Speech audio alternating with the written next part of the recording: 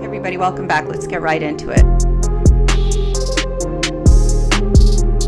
So as we left off, we were talking about Dr. Oziel, and he just went and bought, him and his wife just went and bought 3 shotguns. So he gave one of the shotguns, obviously, for his wife to use, one for him to use.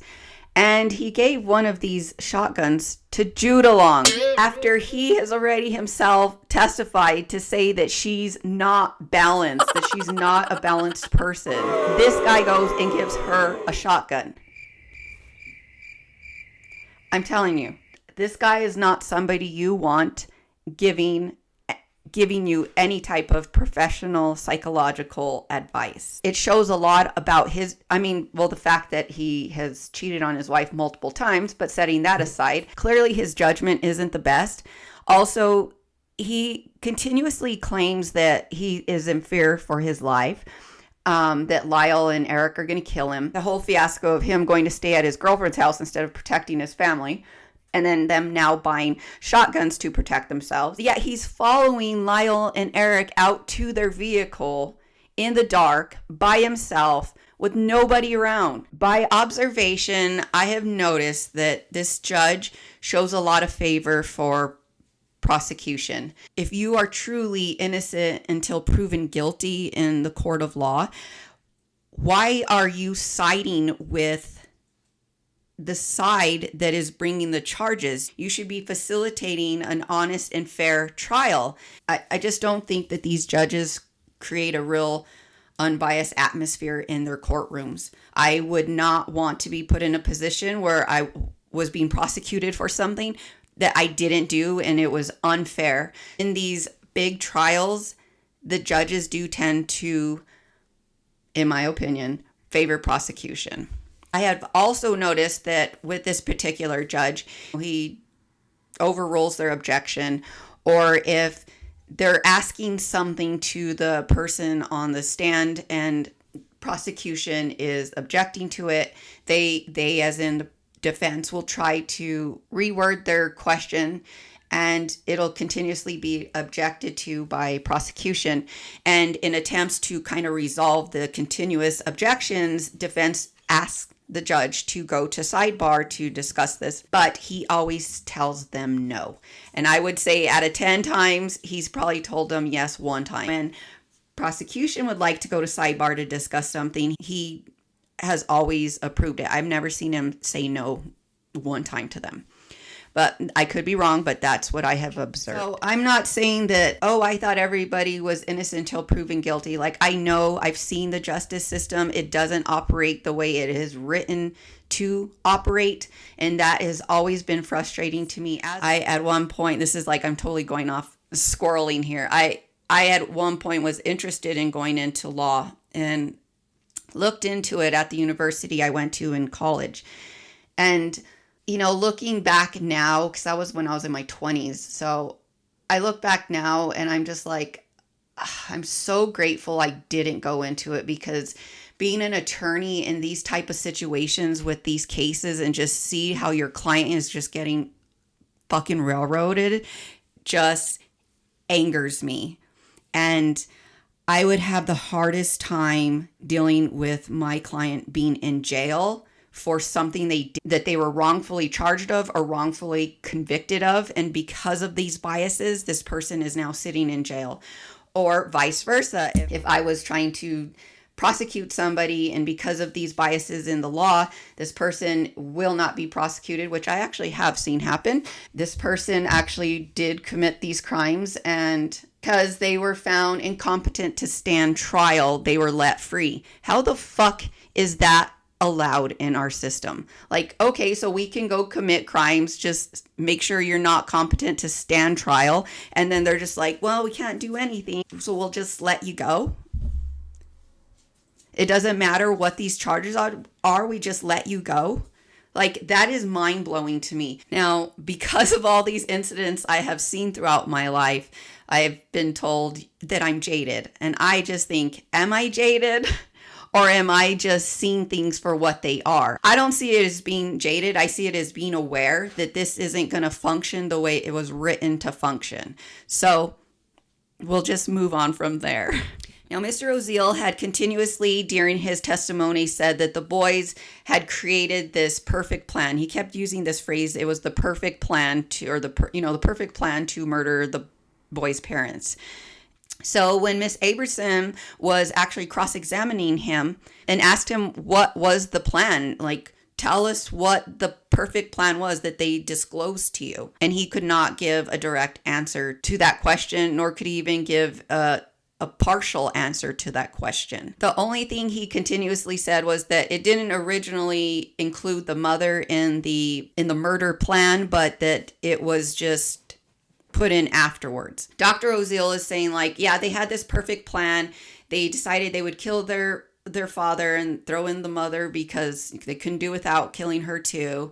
And so then after this, they were going to go to the wine festival to use that as an alibi, as Miss Abramson stated. So was it part of their perfect plan that they would go to this wine festival that wasn't even open when they went to go see it? Was this part of their perfect plan? Was it also part of their perfect plan to go and collect shotgun shells from their vehicle once they themselves had already called the police? Then they remembered, oh, we didn't collect all our shotgun shells, so let's go do this now that the police are here. Or was it part of their perfect plan to put the shotguns on the side of a hill, not even completely covering them up? They're relatively or more or less completely exposed. So was this all part of that perfect plan?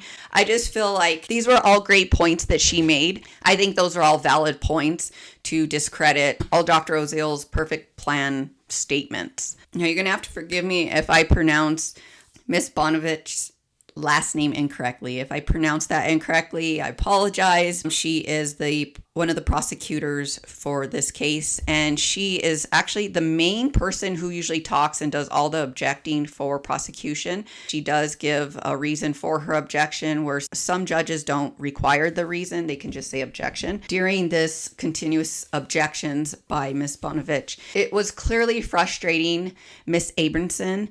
Unfortunately, since this judge always sides with Miss Pamela here, whenever Miss Abramson would ask to go to sidebar to discuss this questioning, he would say no. And I mean, he was just like, you just need to keep asking questions or just move on to like something else. And at one point, Miss Abramson asked, like, can we just take a break because I am becoming overwhelmed with this, like this is just too much. And he's like, no, we're not going to take a break. Keep going. And so I'm just like, here we go again with the non-fair trial. This is not a time to be like, no, okay, this is overwhelming for everybody. Let's just take a short break. We have to take a break anyways. But no, he didn't want to use that time to take their break because he wanted to push her forward. Now, Mr. Burt is one of the defense attorneys as well. He asked and pointed out the fact that Dr. Oziel followed the brothers out of the office to their vehicle that night, as I already told you.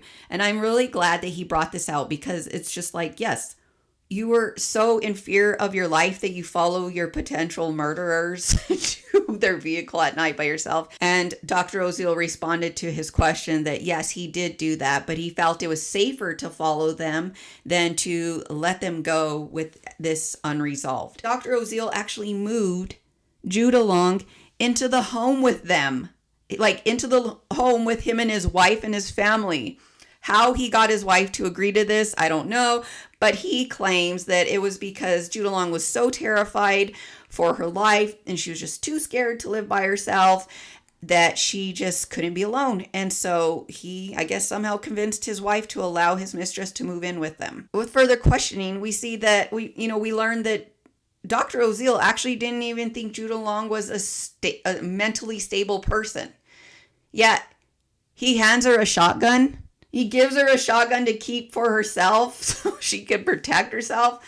Like, you would not do this. And also, he also said that he had tried many times to break it off with Jude Long, but that she wouldn't go away, and or that she would threaten that she was going to kill herself. So she was suicidal, according to Dr. Oziel. And yet he's handing her a shotgun. This is the type of doctor Dr. Oziel is. He's a fucking mess. I think his testimony should have been impeached. He is obviously an unbalanced person. Like, why as a healthcare professional hand somebody a shotgun when they are suicidal? As to my point earlier about prosecution and defense and how the judge tends to favor prosecution. I want to show you a clip of Judge Westingberg totally reprimanding Miss Abramson. And Miss Abramson she is a very outspoken attorney for defense. She's actually one of Eric's attorneys. And I think probably everybody and their dog knows that the judge can't stand Miss Abramson because she does speak up for her. She speaks up for herself a lot. She is very expressional when it comes to showing like how annoyed she is with people. I'm the same way. I can't control my face. I'm just like, shut up and stop talking. She is very expressional. And so I think, cannot stand that she is like this. For many, many reasons. I think this is one of the reasons why he can't stand that she's like this. But she is very outspoken. And that is the type of attorney you want defending you. You want an attorney that is strong, that's going to push to defend you. So let's take a look at that clip really quick. And I will have a couple comments after it. Just a few remarks before we deal with the exhibit. Remark has to do with the conduct of counsel during the questioning of the witness, specifically that of Miss Abramson, and mugging to the audience during the testimony of the witness. Was there some reason for that? What were you doing when you looked towards the audience, smiled, and got a reaction from a lady in the audience? I was looking at a family member. And her reaction to you was what? She was smiling at me when I turned around. She was still smiling. And you're saying you weren't smiling or mugging at her, or rolling your eyes, or anything of that nature? I was smiling at her. She's the defendant's aunt. Why were you smiling at her during the witness's testimony? Because I know what they think of what the witness is saying, and I was offering support. And if the prosecution would do the same during your client's testimony, how would you react to that? As long as it wasn't in front of the jury, it wouldn't matter to me. Well, counsel, the jury is right behind you and to your left. You don't think they can look back and see you? I could see your eyes rolling when you're facing the witness. The jury can't see that either. There's a jury in the jury box who could easily see what you're doing. All right. I will try. Is there not try, you will succeed in not mugging for the jury, not making faces to the audience. You will behave professionally. Is that clear? Yes, of course. Right, and if it happens again, I'm not going to deal with it in this fashion. Right. And the lady in the audience, what is your name? My name, sir? Yes. Marta Menendez. Okay. I don't recall, don't know who you were looking at, but she reacted as well as the young lady in front. I don't know who she is. I wasn't looking at her. All right, ma'am, if you want to remain in this courtroom during these proceedings, you are not to react at all to what goes on during these proceedings. Do you understand that? And if you can't follow that simple instruction, you will not be permitted to remain in the courtroom. Do you understand? Yes, sir. All right, the young lady in front, what is your name? Summer Lafreniere. What? Summer Lafreniere. Are you related to anybody involved in this case? Related to one of the attorneys. Which one? It's my niece. Okay, again, if you want to be in this courtroom during these proceedings, you're instructed not to react in any way to what goes on. Do you understand that? Yes, sir. Right, and that applies to everybody in the audience during the entire process of this trial. Your Honor, I don't know if the court's aware, Ms. Cano is going to be a witness for the defense, but we have allowed her to stay because, in fact, she is a family member. And we have not made a motion to exclude, even though we're aware of her presence and aware of the fact that she's on the witness list. But we can't monitor, we can't conduct the trial by looking in the audience the whole time. So perhaps at this time it would be prudent to have her excluded until she testifies. I believe it will be this week. I think she's going to be testifying within the first few witnesses. Is that correct? Is she going to be a witness call this week? Yes, she is. And is there some reason why she should remain in the courtroom rather than be excluded until she testifies? It's just that it hasn't been the policy to exclude family members until they testify. All right, I will permit her to stay, but if I see any reaction whatsoever from her at all, or if I hear of any, then she will be excluded. Understand? All right. And I don't take this entire matter lightly like counsel might. This is a very serious part of the trial, and if counsel feel that they can make editorial comment during the testimony of the witnesses by reacting to it, they're very much mistaken, and the court would take very strong corrective actions if it recurs. This is what I think probably happened. I think good old Miss Bonovich probably went and cried to this judge during their break, the lunch break. Why would she do that? Probably because Dr. Oziel was wrecking her fucking case because he is such an awful witness to this whole entire thing. Having him on the stand and seeing what a fucking wreck this guy is, I think she went and cried to the judge during their break, because how else would he have known any of that information unless somebody was running and crying to him? I think it's bullshit that he was reprimanding her in front of everybody. He could have done that through a sidebar or something, but he decided to make an example out of Miss Abramson. But I'm going to tell you right now, as I've continued to watch this trial, it has not stopped her. And like I said, this is the type of attorney you want. You want someone who is strong and who isn't going to be belittled or intimidated into not defending their client. Like, oh my gosh, really? How old are you? You're acting like a fucking child. But I think if she was feeling pretty strong about her case, she probably wouldn't have gave 2 F's of how Miss Abramson was looking. This Dr. Oziel, he just doesn't seem to shock me with the amount of insane and bad choices he makes. Mr. Burt asked him about a letter that Dr. Oziel had wrote for his mistress, Judah Long, because apparently Judah Long was in some type of court problems. There was something going on with her rent payments. She was about to lose her case, so Dr. Oziel took it upon himself to write a professional letter so she could give it to the judge to explain why she didn't show up for their court date. Dr. Oziel said that it was just a favor for her, and that it was no different than you asking your neighbor who's a doctor to write a letter for your child who didn't go to school that day so they could take that note and give it to the school to excuse their absence. I don't know about you, but I don't have any doctors living next door to me that I can just go, hey, can you write up a letter for me? Things, specifically for Judah Long. Like, she was literally going to be handing this to the court. It's not like she was just taking it to her coach to excuse her for not wanting to participate in gym that day. It was a false letter that was made for the court. He claims he had never analyzed or treated Judah Long in any way, but he did decide he was going to go ahead and write up a letter for her to give to the court, giving this analysis of her, that it was because of whatever mental issues she was having that she couldn't get to court that day. So he's claiming no, he never ever treated her, yet he's submitting letters to the court in defense for Judah Long, stating that he did, but he is in this court saying no, he never did. But this is what Dr. Oziel did. So Dr. Oziel was trying to claim that Judah Long was just obsessed with him and just wouldn't go away, that she was the one that just totally pursued him and just wouldn't leave. Mr. Burt actually showed the court records, phone records, and it was actually Dr. Oziel always calling Judah Long. He says it's because that's just the way it worked out. I say it's probably because he didn't want Judah Long calling his home and then him getting caught by his wife, by his mistress calling. That's probably why he was the one always making the phone calls. But either way, he's still claiming that it was Judah Long that was obsessed with him and wouldn't go away.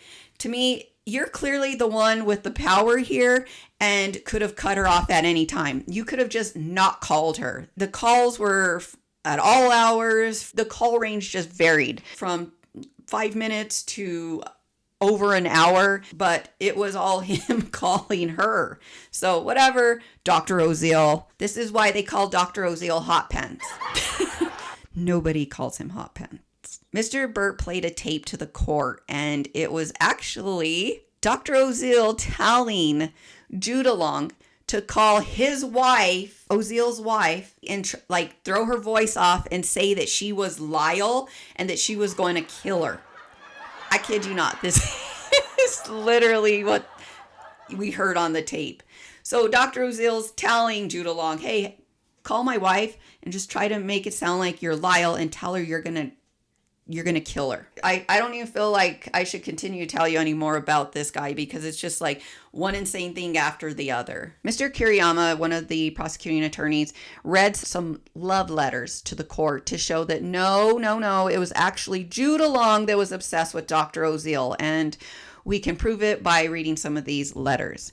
Well, to try to prove their case that Jude Long was obsessed with Dr. Oziel. Mr. Kiriyama actually wanted to submit Jude Long's negative HIV medical test because he felt it is great evidence to prove that Dr. Oziel did in fact care for his wife by making Jude Long get an HIV test before he had sex with this lady. How do you come up with the idea that this proves he cares about his wife? He doesn't fucking care about his wife. He's fucking cheating on her. Was that really for his wife or for himself? I say it was for himself because he was probably wanting to make sure she didn't have anything so that way when he went home and had sex with his wife, she didn't pick up something from him because obviously he would be busted. He brought an STD to her. Like, what the fuck? But this is Mr. Kiriyama's idea that we should put this negative HIV test result. Mind blown. I don't even know how you would make those two connect. Be like, yeah, look, I want to submit this because I think it will show that Dr. Oziel did care about his wife. I mean, he went and he made his mistress go get tested. You know, like he truly cares about his wife. Actually, Miss Abramson was like, no, I object to this being put into there. Like, this doesn't prove anything. Are we going to now start questioning him and say, hey, did you wear a condom when you were having sex with Jude Long or all these other times you were cheating on your wife? Like, we don't need to know any of this information. It is irrelevant to this case. It was just stupid, but I am actually surprised that the judge agreed with defense and did not allow that to be put in as evidence. Because Miss Abramson, through cross-examination of Dr. Oziel, she actually pointed out that nowhere in any of Dr. Oziel's notes did he ever state that Eric told him that they had created this perfect plan. So this whole description of this perfect murder, this perfect plan, like just never came from them. He tries to say, yes, he did hear Eric use this terminology, but he never stated this in any of his notes. I think that's a pretty important note to state. My client told me he came up with a perfect plan, and this is how they executed this plan. Oh, and you know what's even crazier is Dr. Oziel was never threatened by Eric. You know, he actually had no right to violate Eric's confidentiality agreement because it had nothing to do with Eric. I don't see how they're able to use this. As I say, I'm not an attorney, and maybe someone out there could actually explain why you're allowed to continue to use something like this, even though it's clear that this person was the one who violated the law here and actually should have not been, like, their testimony just shouldn't even been allowed to be on the stand. Prosecution rested their case, and this is now defense's case. One of defense's witnesses was this doctor named John Briere, and he was such an interesting individual. Like, probably spend time just going back and reviewing his testimony all over again because he was just such an interesting individual. He was actually an expert witness for defense, had a extremely long list of credentials in which I will not get into because you probably don't care much, but definitely look into this doctor. He has written several books. You might find some of his books quite interesting. I found his knowledge very interesting, and I would venture to say good old Ms. Bonovich found him quite interesting too, because she was actually pretty quiet during his testimony and didn't object a lot. She still got her objections in there, but I would say it's not because she was just like didn't have any way to rebuttal. I think she was sitting there recording and probably used that information in other cases to screw some other people on the stand. But though I don't like Ms. Bonovich, I'm not going to say that she's like some stupid, unintelligent person, because she comes across to me as very intelligent, but she also comes across to me as a very narcissistic uninformed individual. And I would even venture to say she probably had a very easy childhood. Dr. Briere was asked about the battered wife syndrome. Let's take a look at that. Concept called battered woman syndrome. Yes. Is that actually a medical diagnosis or something that appears in DSM-3? No. Little. Answer the question. Okay. What does that battered woman syndrome, what's that represent if it's not a diagnosis? Judge Narrow. Overall. Battered women's syndrome as well as rape trauma syndrome basically refer to a series of things that tend to show up in women who've had those kinds of victimization experiences.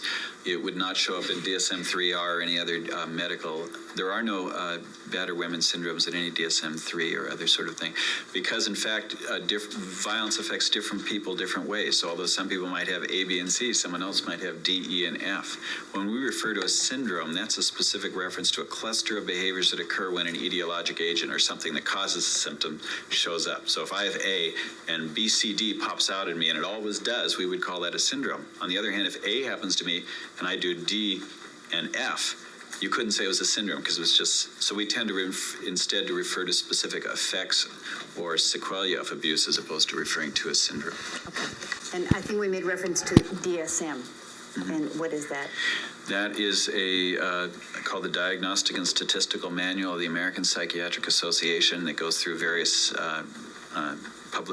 editions. Right now it's in DSM-3R, which is the revised version of the third edition of the DSM, and DSM-4 is around the corner.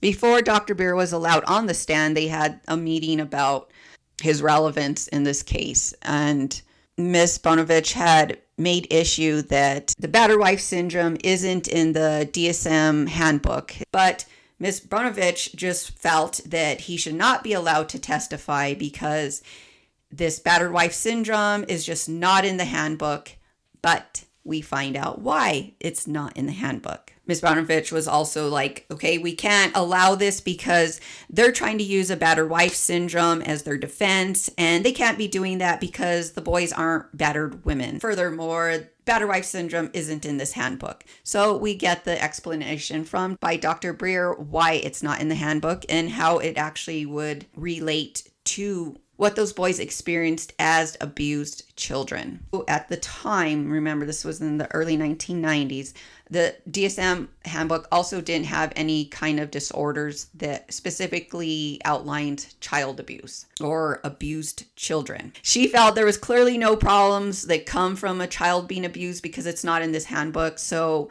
they can't be using this as their defense, and we don't want this man on the stand. But as you saw in the clip, that Dr. Briere said that battered wife syndrome isn't in the book either, and then stated the reasons for why it's not. And the reason why too is because the effects of that abuse or battery, it shows up in people in different ways. I mean, it just does. Like, let's just fucking look at reality here. It shows up in different ways. That's why you have different children all from one family in all different levels of society. It will manifest in each person in a different way because we are all different people. Dr. Briere also explained that a lot of times when people are abused, they don't often talk about it. They don't talk about it to family or friends or healthcare providers.